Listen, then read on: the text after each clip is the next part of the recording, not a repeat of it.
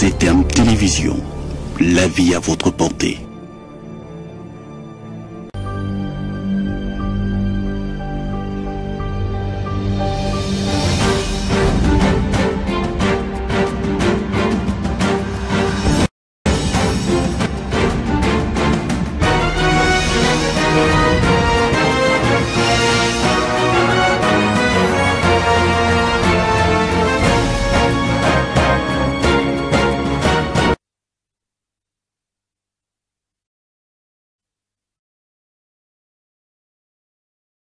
Mais votre émission, posons le fondement et qui est souvent attachée à notre chaîne de télévision ZTM.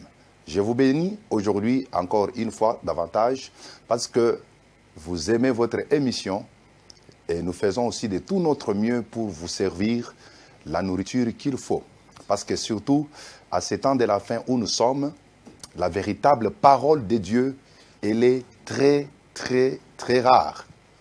Nous sommes dans un temps où cette femme saisiront un mari pour lui dire « Nous avons juste besoin de ton nom. Mais nous avons la nourriture, nous avons notre pain et nous avons nos vêtements. » Or, vous savez très bien que le vêtement, il s'agit des œuvres. Et le pain, il s'agit de la parole. Aujourd'hui, ces femmes représentent les différentes églises, dénominations que nous avons.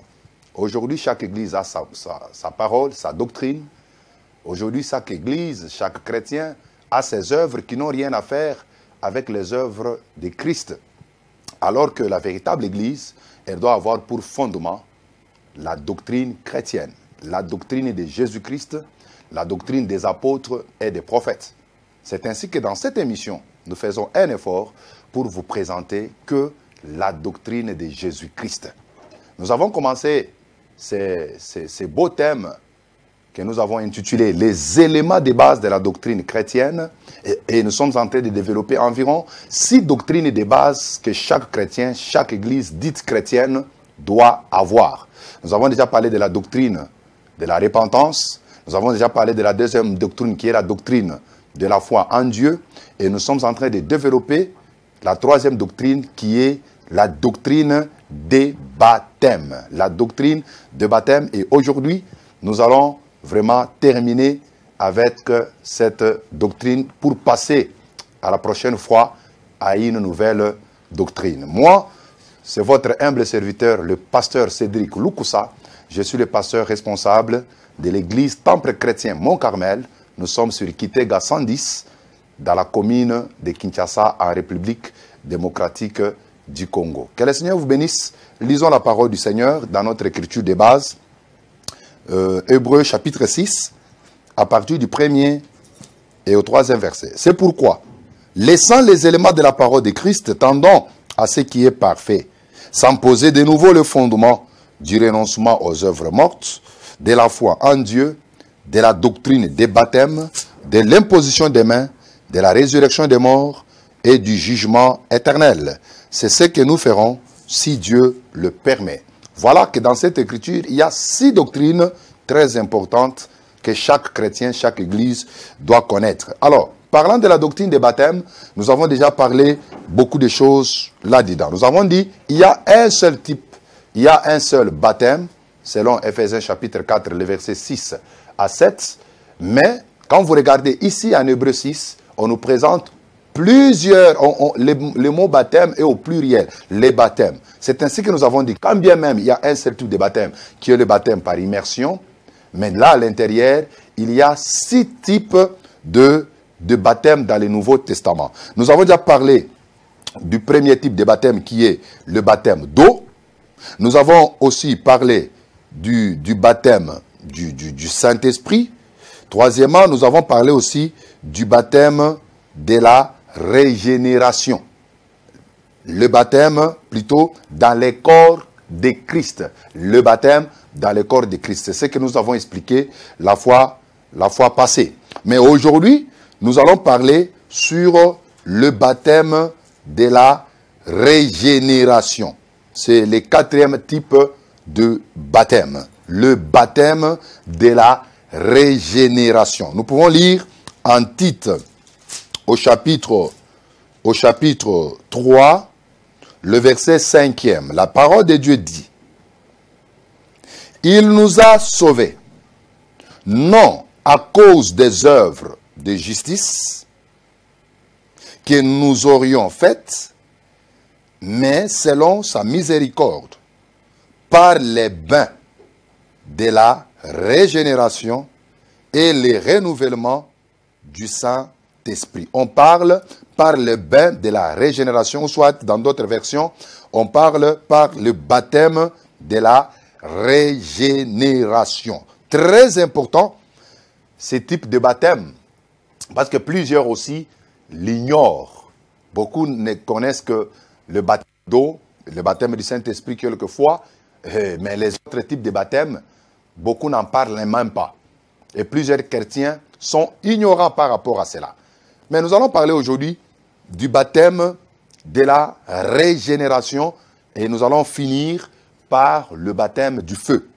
Le baptême de la régénération, qu'est-ce que c'est? Le baptême de la régénération parle du bain d'eau de la parole qui nous purifie de tout péché et nous fait naître de nouveau. Je répète, le baptême de la régénération parle du baptême ou du bain de l'eau, de la parole, qui nous purifie de tout péché et nous fait naître de nouveau. Plusieurs personnes, lorsqu'on parle du baptême de la régénération, ou lorsqu'on parle de la régénération, ou en d'autres termes, de la nouvelle naissance, beaucoup pensent que lorsque Jésus parle en Jean chapitre 3, à partir du premier verset, vous descendez, c'était un débat entre lui et Nicodème. Nicodème lui dit, qu'est-ce que je peux faire pour hériter le royaume des cieux? Jésus lui dit, tu dois naître de nouveau. Nicodème s'est dit, à mon âge, je suis déjà une vieille personne. Retournerai-je dans les ventres de ma mère pour renaître? C'est ainsi que Jésus dit, mais comment toi tu es un grand docteur de la loi, mais tu ne connais pas ceci? Si quelqu'un n'est né d'eau, ni d'esprit, il ne peut hériter le royaume de Dieu. Donc vous voyez, quand on parle de la régénération, ou la nouvelle naissance, il s'agit tout simplement de naître de l'eau et naître de l'esprit. Alors, quand on parle de naître de l'eau, cela n'est pas à confondre avec l'eau du baptême chrétien. Ce n'est pas l'eau de la rivière, ce n'est pas l'eau du fleuve, ce n'est pas l'eau de la mer. Mais l'eau là-bas, il s'agit de la parole de Dieu. Alléluia. Il s'agit de l'eau de la parole de Dieu. Nous allons le voir bientôt là. Donc, quand on parle de la nouvelle naissance, plusieurs personnes pensent que quand on les amène aux eaux de baptême, lorsqu'on les plonge dans l'eau, c'est ça la nouvelle naissance. Loin de là. Naître de l'eau veut dire tout simplement naître de la parole de Dieu. Parce que la parole de Dieu, c'est une eau pure. Elle nous purifie de tout péché. Alléluia. C'est pourquoi vous allez voir, l'apôtre Paul parle à Tite que nous n'avons pas été sauvés par nos propres œuvres, mais nous avons été sauvés par sa miséricorde. Nous avons été sauvés par la miséricorde de Dieu et par le bain de la régénération. Voilà, on parle du bain de la régénération. Alors que l'eau simple, l'eau physique, l'eau de la mer, l'eau de la rivière ne nous sauve pas. Vous voyez? L'eau ne sauve pas. Mais ce qui nous sauve, c'est l'eau de la parole de Dieu. Donc, la parole de Dieu, c'est ce qui nous sauve. Regardez ce que la Bible dit en 1 Pierre. 1 Pierre au chapitre 1er, le verset 23. 1 Pierre chapitre 1er, le verset 23. La parole de Dieu dit, puisque vous avez été régénérés, alléluia, puisque vous avez été régénérés, non par une sémence corruptible, mais par une sémence incorruptible, par la parole vivante et permanente de Dieu. Nous avons été régénérés par la parole vivante, alléluia, et permanente de Dieu. Or, en titre, on nous parle que nous avons été régénérés par le bain, par le baptême. Vous voyez? Le baptême. Alors, ici, on explique Pierre explique que l'eau là du baptême qui nous amène à la régénération, ce n'est pas l'eau de la rivière, mais c'est plutôt la parole de Dieu. C'est la parole de Dieu qui nous amène à la nouvelle naissance. Vous remarquerez d'ailleurs, les eaux des rivières, nous en avons tous les jours. Mais il y a même des gens qui nagent dans cette eau-là tous les jours, mais ne sont pas nés de nouveau. Mais le jour qu'ils ont entendu la parole de Dieu, la parole de Christ, quelque chose s'est passé dans leur vie intérieure. Ils ont crié au Seigneur Jésus et leurs vies ont été transformées. Donc vous voyez que c'est la parole de Dieu qui nous amène à la nouvelle naissance. Naître de l'eau veut dire naître de la parole de Dieu. Alléluia. Éphésiens au chapitre 5, le verset 25 à 26. Là, c'est le discours que l'apôtre Paul a présenté par rapport à l'Église et à Christ, ou soit par rapport au mari et à la femme. Écoute ce qu'il dit par rapport aux responsabilités du mari. Mari, que chacun aime sa femme comme Christ a aimé l'Église, et il s'est livré lui-même pour elle, afin de la sanctifier. Notez, soulignez cela. Afin de la sanctifier, regardez, en la purifiant et en la lavant par l'eau de la parole. Alléluia.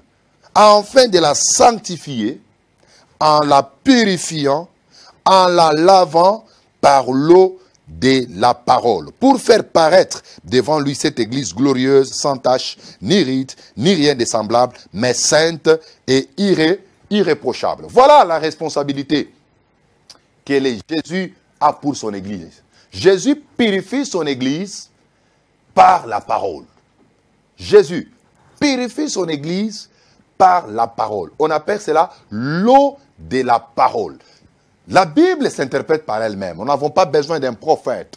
Nous n'avons pas besoin d'un apôtre majeur pour interpréter la parole. La parole de Dieu s'interprète par elle-même. Si une écriture vous semble être floue, cherchez toujours dans la Bible une autre écriture qui interprétera ou qui jettera de la lumière sur l'écriture que vous n'avez pas pu comprendre. On parle que nous sommes sauvés par les bains de la régénération, mais on nous explique que les baptêmes là de la régénération, il s'agit, l'eau là de la régénération, il s'agit de la parole de Dieu. C'est la parole de Dieu qui nous purifie. C'est pourquoi chaque fois que nous allons dans les assemblées, nous écoutons la parole, il y a des choses qui nous quittent, il y a certaines faiblesses qui nous quittent. Mais il y a plusieurs bénéfices que nous aurons à partir du baptême de la régénération. Quand on parle du baptême de la régénération, nous voyons seulement le baptême de la nouvelle naissance. Le baptême pour la nouvelle naissance. Alors, j'ai épinglé ici environ 6 bénéfices du baptême de la régénération. Premièrement, par la régénération, Dieu nous sauve, Dieu nous délivre du poids de la vie passée. Dieu nous délivre du poids de la vie passée. Vous allez remarquer que chacun a une vie passée. D'autres étaient des grandes prostituées, d'autres étaient des grands meurtriers, des grands voleurs, d'autres étaient des homosexuels. Quand bien même aujourd'hui, vous allez voir même certaines églises traditionnelles qui sont en train de reconnaître l'homosexualité aujourd'hui. Mais l'homosexualité, c'est un grand péché. C'est un grand péché. C'est par ce péché que Dieu a pu brûler la ville de Sodome et Gomorrhe. Je suis déjà en Genèse 19. Dieu a brûlé cette ville à cause de l'homosexualité. Mais aujourd'hui, l'homosexualité est devenue courante dans notre société. Et cela est entré même dans l'église. Au lieu que l'église condamne cela, mais l'église est en train d'approuver cela. C'est ce qui est grave. Et cela nous prouve réellement que nous sommes au temps de la fin.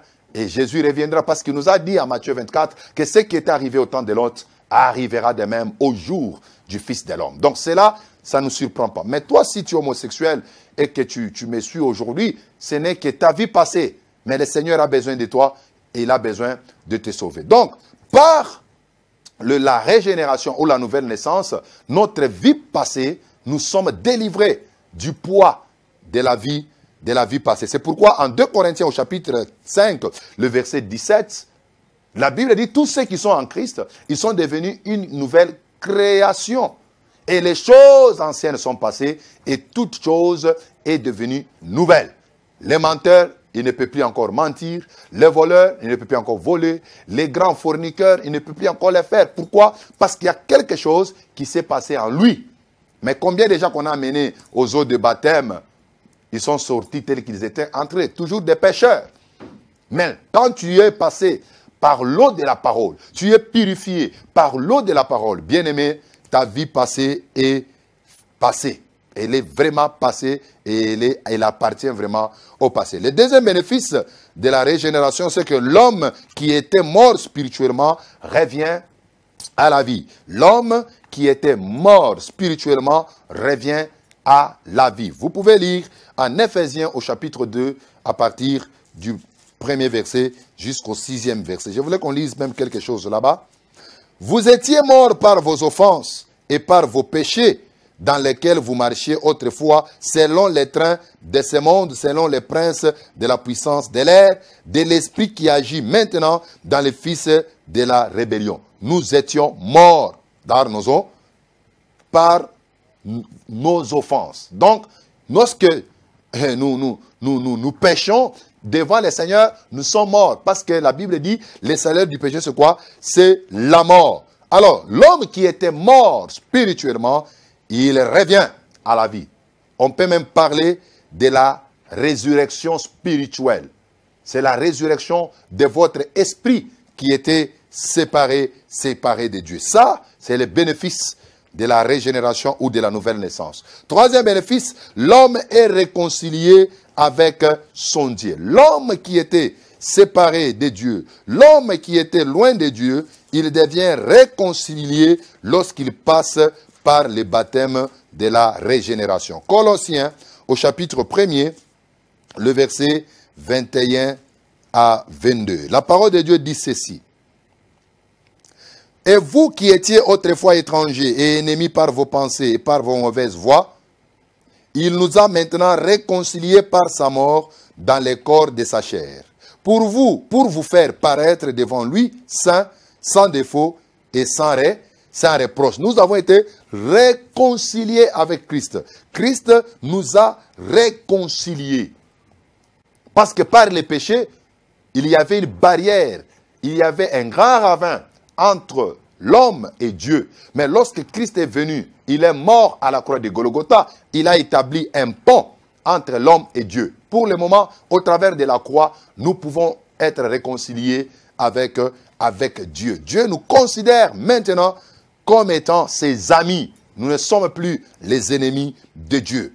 Tout ça, c'est un bénéfice de la nouvelle naissance. Quatrième bénéfice, l'homme est acquitté de toute forme de condamnation. Alléluia, ça j'aime. Par la nouvelle naissance, l'homme est acquitté de toute forme de condamnation. Et comme vous le savez, la plus grande condamnation de l'homme, c'était la condamnation à la mort. Parce que Dieu avait dit à l'homme, le jour que tu mangeras le fruit de l'arbre qui est de la connaissance du bien et du mal, tu mourras. C'est la plus grande condamnation qui pesait sur l'homme. Mais lorsque Jésus est venu, et par la foi en lui, nous sommes dégagés, nous sommes acquittés, nous sommes justifiés de toute condamnation. Alléluia. C'est pourquoi en Romains, au chapitre 8, le premier verset, Romains 8, premier verset, la Bible dit, il n'y a plus de condamnation pour ceux qui sont en Christ. Il n'y a plus de condamnation. Mon frère, si tu as été acquitté de la condamnation de la mort, à combien plus forte raison les petites condamnations que tu as dans ta famille, condamnation au célibat, condamnation à la maladie héréditaire, condamnation à toutes ces mauvaises choses que vous voyez dans la famille, condamnation à la pauvreté, vous voyez, ce sont aussi des condamnations. Mais en Christ, lorsque nous croyons en Jésus, nous sommes acquittés de toute forme de condamnation. C'est un problème de la foi. Il suffit seulement que tu croies. Et cela va devenir une réalité. Si tu doutes que tu ne crois pas, tu vas te retrouver dans la vie chrétienne. Tu es dans l'église, mais tu vis sous des condamnations. Alléluia. Donc, en Christ, par la nouvelle naissance, nous sommes acquittés de toute condamnation. Cinquième bénéfice de la nouvelle naissance, c'est que l'homme devient un proche de Dieu. L'homme devient un proche de Dieu. C'est Ephésiens chapitre 2, le verset 12 à 13. Ephésiens 2, 12 à 13. Le mur de séparation a été brisé. Nous, jadis qui étions éloignés de Dieu, nous avons été rapprochés. Alléluia. Les péchés nous mettaient très loin du Seigneur. Mais par le bain de la régénération, nous sommes rapprochés de Dieu. Nous sommes tout près de Dieu. Alléluia. Nous pouvons entrer en contact avec Dieu. Nous avons maintenant une bonne relation avec Dieu. Rappelez-vous de l'enfant prodigue qui a récupéré son héritage et qu'il est allé jouer avec cet héritage, avec les prostituées, jusqu'à tel point qu'il a gaspillé tout son héritage. Il a commencé à souffrir. Il a pris la conscience. Ils ont dit, chez mon père, il y a de la nourriture. Je retournerai chez mon père. Je réclamerai même à ce que je sois traité comme son serviteur, au lieu d'être traité comme fils.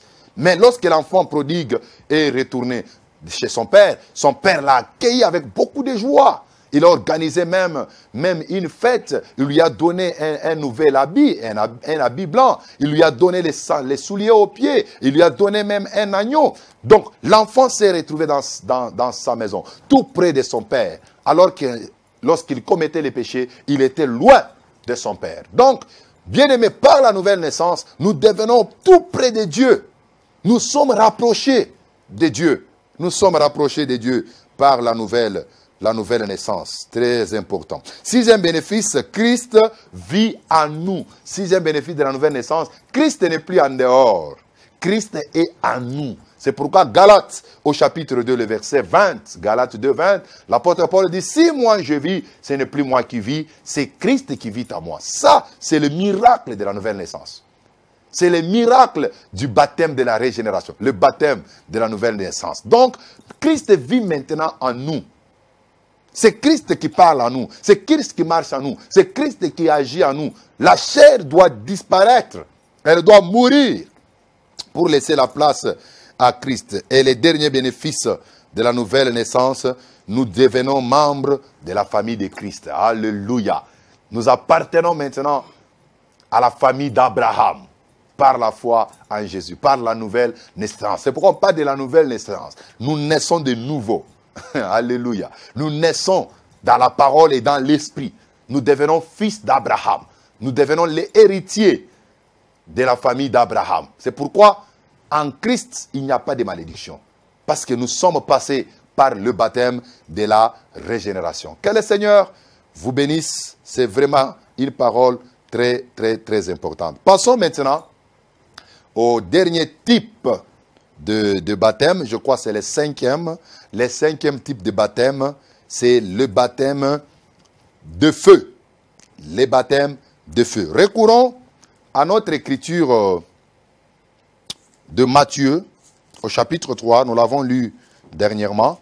Matthieu, chapitre 3, le verset 11e. Ça, c'est Jean qui parle. Jean dit, « Moi, je vous baptise d'eau pour vous amener à la repentance. Mais celui qui vient après moi est plus puissant que moi. Je ne suis pas digne de porter ses souliers. Lui, il vous baptisera du Saint-Esprit. » Regardez, on ajoute « et de feu. » Il vous baptisera du Saint-Esprit et de feu. C'est par là que je tire ces types de baptême. On nous parle du baptême du Saint-Esprit et de feu. Regardez mes chers frères, que là-bas, Jean a mis une conjonction de coordination et. Il n'a pas mis ou. Parce que beaucoup confondent le baptême du Saint-Esprit avec le baptême de feu. Certains disent même que c'est le même baptême, c'est-à-dire baptême du Saint-Esprit égale baptême du feu. Mais à mon avis, j'espère que ce n'est pas ça. Pourquoi? Parce que si cela était tel que les autres le disent, Jean devait dire, moi je vous baptise, celui qui vient après moi, il vous baptisera du feu ou du Saint-Esprit. Jean dit que celui qui vient après lui devrait baptiser du Saint-Esprit et du feu. C'est par là que nous avons dit qu'il n'y a pas de confusion à faire par rapport au baptême du feu et au baptême du Saint-Esprit. Quand bien même, à la Pentecôte, en acte 2, lorsque les disciples étaient baptisés du Saint-Esprit, il y avait aussi des langues semblables à des langues de feu qui étaient sur leur tête. Mais cela ne peut pas dire que le baptême du Saint-Esprit, c'est le même avec le baptême de feu. Jean lui-même, il a placé une conjonction de coordination et pour différencier que le baptême du Saint-Esprit et le baptême du feu sont tout à fait différents. Mais du moins, le feu peut représenter deux choses. Premièrement, le feu parle du jugement. Les jugements pour le païen ou soit les incrédules. Donc quand on parle du baptême de feu, cela représente alors un jugement sur ceux qui refusent de se repentir. Alléluia. Lorsqu'on parle du baptême du feu, cela représente un jugement sur les incrédules, sur les personnes qui refusent de se repentir. Regardez d'ailleurs au verset 10 et au verset 12 de Matthieu 3, on parle du feu comme un jugement pour les incrédules. La Bible dit ceci. Déjà la cognée est mise à la racine des arbres.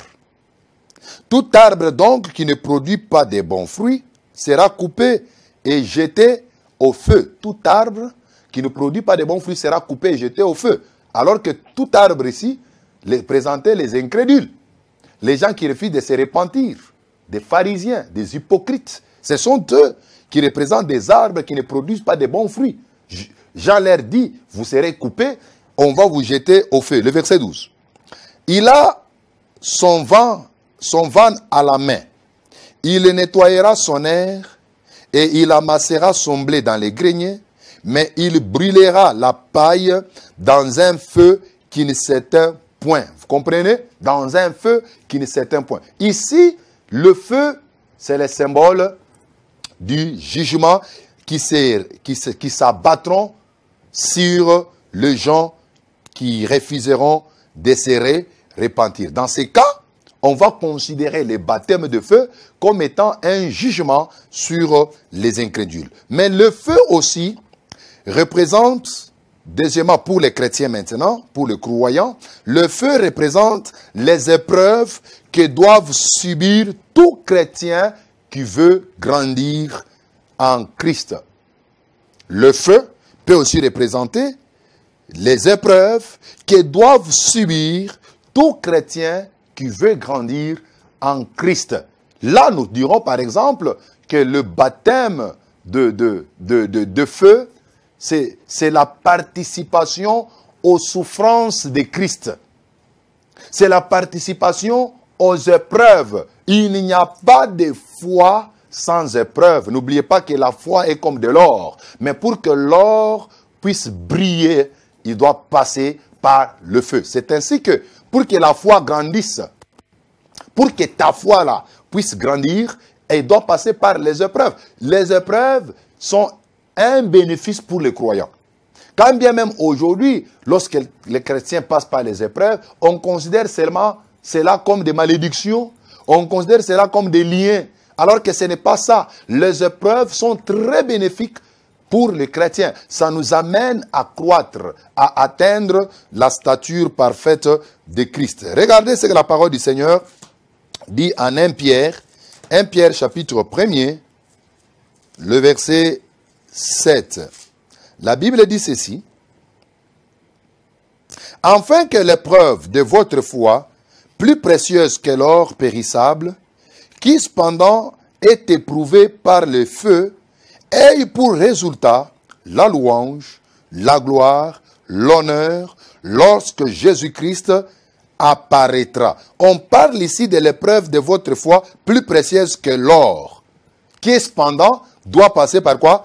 Par le feu. Donc vous voyez qu'une véritable foi doit être éprouvée. Et l'épreuve est symbolisée par le feu. Alors quand nous parlons du baptême de feu, nous voyons la participation aux épreuves, supporter les épreuves, souffrir à cause de l'évangile. Et cela ne doit pas nous amener à la tristesse, mais plutôt cela doit avoir pour résultat 1, la louange, 2, la gloire, 3, l'honneur. Donc quand tu passes par les épreuves, il faut louer Dieu. Quand tu passes par les épreuves, c'est pour toi un sujet de gloire. Quand tu passes par les épreuves, tu dois comprendre que c'est pour toi un sujet d'honneur. C'est pourquoi d'ailleurs, les disciples qui sont passés par les baptêmes de feu, lorsqu'on les persécutait, ils se réjouissaient. Lisez Acte 4. Lorsqu'on a pris Pierre, Jean et Jacques, on les a arrêtés. On les a même interdit de parler du nom de Jésus. On les a fouettés. Au lieu qu'ils regrettent, parce qu'ils ont été mis en prison à cause de l'évangile, mais ils sortaient, ils étaient dans la joie. Regardez même dans l'histoire de l'Église, au 1er siècle, au 2e siècle, lorsque l'Église était en train de passer par des persécutions, les différentes persécutions. Mais les chrétiens là étaient joyeux. Ils étaient très contents lorsqu'ils souffrent. Même aujourd'hui, dans certains pays où on interdit à ce que le christianisme puisse entrer, à ce que la Bible soit prêchée, les chrétiens qui sont là-bas, ils souffrent, mais ils ne regrettent pas. Ils sont très joyeux de souffrir, voire même de mourir à cause de Christ et à cause de l'évangile. Ça, c'est le baptême, c'est un autre baptême, c'est le baptême du feu. Ils sont passés par la souffrance à cause de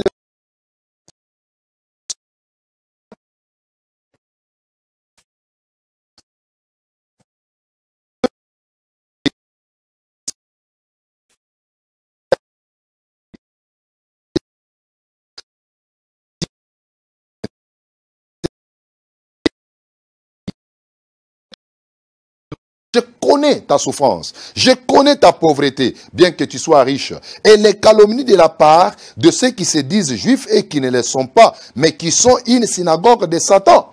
Écoute le verset 10. Ne crains pas de ce que tu vas souffrir. Ça, c'est l'évangile impopulaire. C'est l'évangile que les chrétiens modernes ne veulent pas entendre. Parce qu'on les a tellement habitués avec l'évangile de voyage, avec l'évangile de prospérité, avec l'évangile de mariage. Mais écoutez ici, c'est Dieu qui parle à l'église. Une église qui était pauvre matériellement, mais riche spirituellement. Dieu ne vient pas pour leur dire, je vais vous délivrer de la pauvreté. Non, Dieu dit, ne crains pas de ce que tu vas souffrir.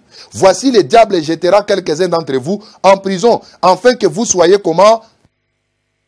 Et vous aurez une tribulation de 10 jours. Écoute l'exhortation. Sois fidèle jusqu'à la mort, et je te donnerai la couronne de vie. La couronne de vie. Ça, le Seigneur nous la donnera les jours de l'enlèvement au tribunal de Christ. C'est là où nous serons récompensés par rapport aux différentes épreuves que nous avons pu endurer sur cette terre. Je m'adresse à une personne qui est tentée de me suivre, mais qui passe des moments difficiles. Tu regardes ta communion avec Dieu, correct. Tu regardes ta relation avec Dieu, correct. Mais tu passes par des moments difficiles. Tu souffres à cause de l'évangile. Parce que tu as cru en Jésus. Tu as refusé de voler au travail. On t'a chassé. On t'a trahi. On t'a même empoisonné. Parce que tu as refusé de participer à leur corruption. Tu souffres à cause de l'évangile. Il n'y a pas à regretter. Ne pleure pas. Mais glorifie le Seigneur. Que cela soit pour toi un sujet de gloire. Parce que tout le monde ne sont pas passés par ce que toi tu passes. Et cela doit être un sujet d'honneur. Parce que lorsque le Seigneur reviendra pour prendre son église, de tels types de personnes auront des récompenses et des très grandes récompenses. Alléluia. Donc, le baptême de feu peut aussi signifier prendre part aux souffrances de Christ. Prendre part aux souffrances de Christ. En Marc, au chapitre 10, le verset 38 à 30, les fils des Zébédée, Jean et Jacques, ils sont allés voir Jésus pour lui dire, Seigneur, ne nous refuse pas ce que nous allons te demander. Jésus leur dit, que voulez-vous que je fasse pour vous? Il dit, accorde-nous lui dire-t-il, d'être assis l'un à ta droite et l'autre à ta gauche, quand tu seras dans ta gloire. Voilà ce que les fils des Zébédée sont allés demander à Jésus. Jean et Jacques, ils ont dit, non, non, nous voulons que lorsque tu viendras dans ta gloire, que Jean soit à droite et que Jacques soit à gauche. Jésus leur dit, c'est ça le verset 38, Jésus leur répondit, vous ne savez pas ce que vous demandez. Pouvez-vous boire la coupe que je dois boire ou être baptisé du baptême dont je dois être baptisé? Vous voyez? Donc quand on parle du baptême, ce n'est pas seulement plonger dans l'eau. Ce n'est pas seulement le baptême du Saint-Esprit. Il y a aussi un autre baptême que Jésus est en train de parler ici. Il a dit, pouvez-vous être baptisés du baptême dont je dois être baptisé? Nous le pouvons, dirent-ils. Et Jésus leur répondit, il est vrai que vous boirez la coupe que je dois boire et que vous serez baptisés du baptême dont je dois être baptisé. Vous comprenez? Quand Jésus parlait ici du baptême qu'il devait être baptisé, c'était le baptême de sa souffrance et précisément de sa mort. Il devait même mourir. Et Jésus appelle ça le baptême. Vous comprenez? Mais il dit aux apôtres Jacques et Jean, je sais que vous allez boire la coupe que je dois boire. C'est-à-dire que vous allez participer aussi aux différentes épreuves et à la souffrance. Ça, je le sais. Je sais que vous serez aussi baptisés du baptême que je serai baptisé. C'est-à-dire, Jean et Jacques, ils devaient aussi mourir à cause de l'évangile. Et cela était bel et bien arrivé. Vous savez comment Jacques est mort à cause de l'évangile. Et vous savez aussi Jean, comment il a été jeté dans l'île de Patmos. Quand vous lisez Apocalypse 1er, on nous explique comment il a été jeté dans l'île de Patmos. Dans l'histoire, on nous explique même, avant qu'on le jette dans l'île de Patmos, on l'a mis d'abord dans un fût rempli d'huile. Mais il n'est pas mort, il est sorti vivant. Alors on l'a troué les yeux, on l'a amené dans l'île de Patmos. Il était là dans un désert. Alléluia. Dans un désert. Mais c'est là où le Seigneur s'est révélé à lui. Il a commencé à voir, sans les yeux physiques, mais il voyait les trônes de Dieu, il voyait les sept sceaux, il voyait les 7 églises, les 7 chandeliers. Voilà les choses que Jean voyait. Donc il a été baptisé du baptême que Jésus avait aussi subi. C'est-à-dire, il a participé à la souffrance de Christ. Très important. Luc, au chapitre 12, le verset 50. Luc 12, 50. La parole de Dieu dit ceci. Luc 12, le verset 50.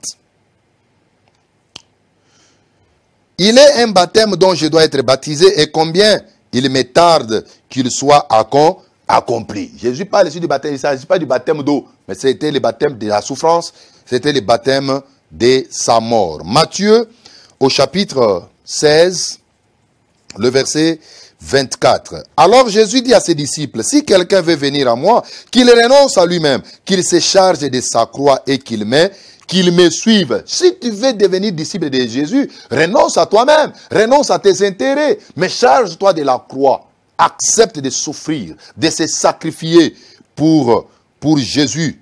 En ce moment-là, tu deviendras son disciple. Jean, au chapitre 15, le verset 20. Jean 15, le verset 20. La parole du Seigneur dit, souvenez-vous de la parole que je vous ai dite. Le serviteur n'est pas plus grand que son maître. S'ils m'ont persécuté, ils vous persécuteront aussi.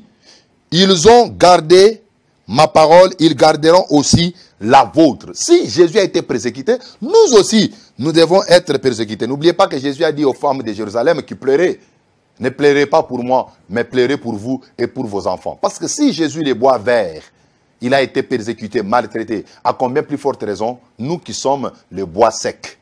C'est pourquoi nous sommes persécutés de plusieurs manières. Nous sommes persécutés de plusieurs manières à cause de l'évangile. Et c'est là, c'est ça, notre baptême de feu. 1 Pierre, au chapitre 4, le verset 14 à 15. 1 Pierre, chapitre 4, le verset 14 à 15. La parole du Seigneur est tellement bonne. Quand je lisais ces choses, je me suis senti vraiment très bien. Si vous êtes outragés pour le nom de Christ, voilà. Si vous êtes outragés pour le nom de Christ, vous êtes heureux. Parce que l'Esprit de gloire, l'Esprit de Dieu repose sur vous. Comprenez cela? Que personne d'entre vous, en effet, ne souffre comme meurtrier, ou voleur, ou malfaiteur, ou s'être ingéré dans les affaires d'autrui.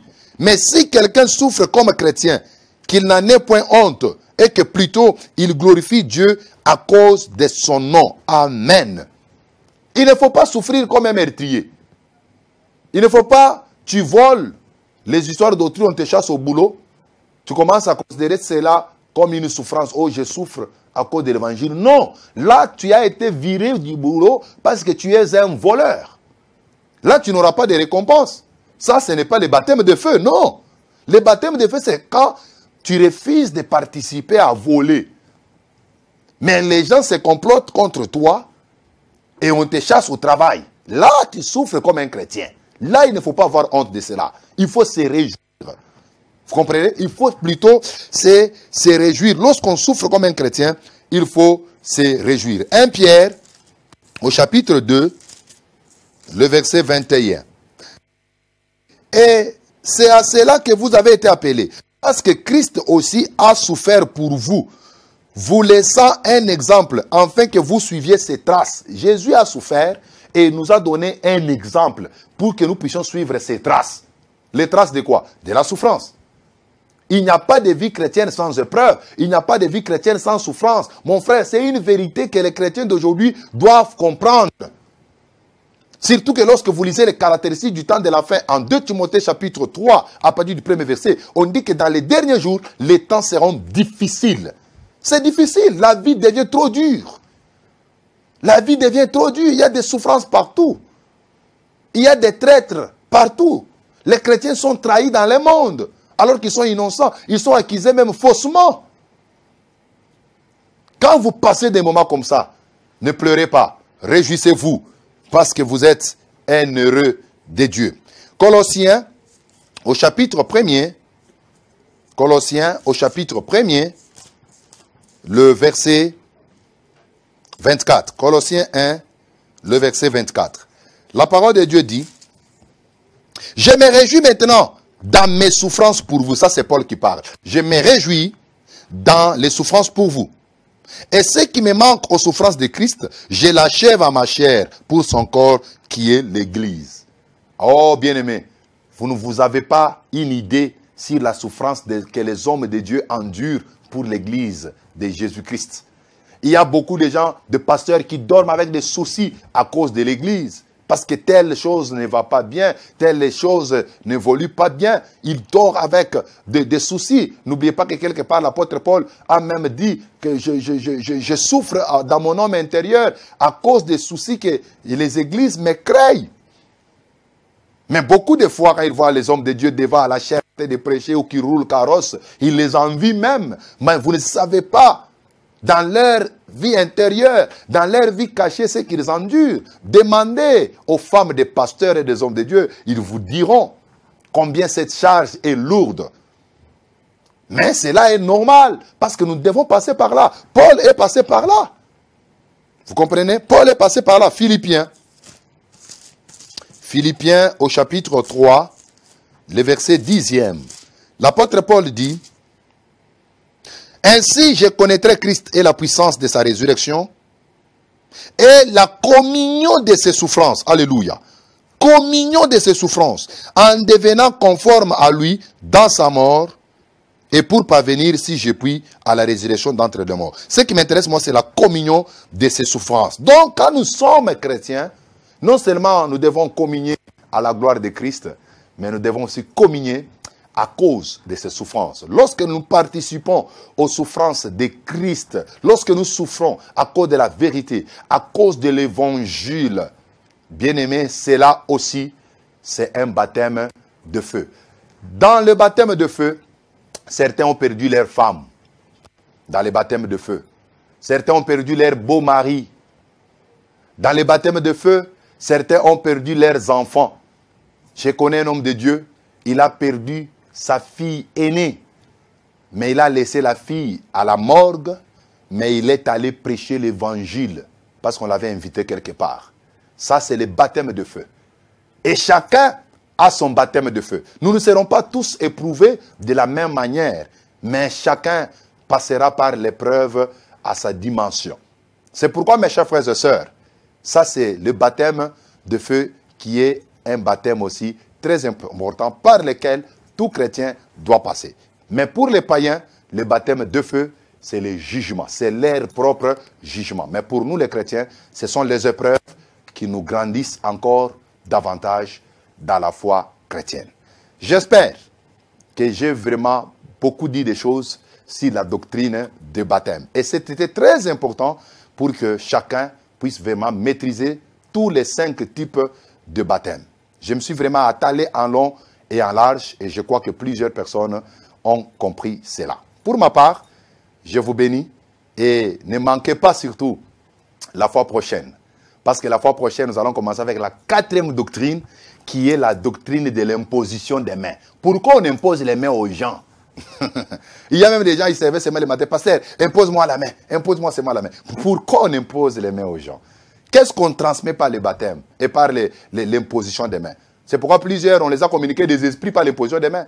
Il est allé chercher l'onction, soi-disant, chez un homme de Dieu, entre guillemets, mais il revient là-bas avec un grand esprit de pudicité. Tout ça, c'est par l'imposition des mains. Nous allons voir en long et en large de quoi cette doctrine parle-t-elle. Ne manquez pas.